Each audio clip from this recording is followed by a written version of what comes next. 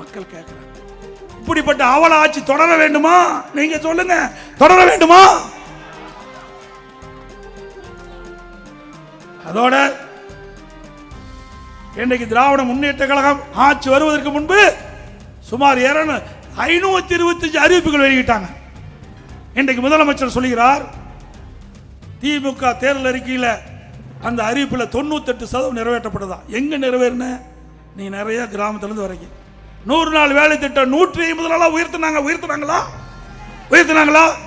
சம்பளம் உயர்த்தினாங்களா? செஞ்ச வேலைக்கே சம்பளம் கொடுக்க முடியல இந்த ஆட்சியில்.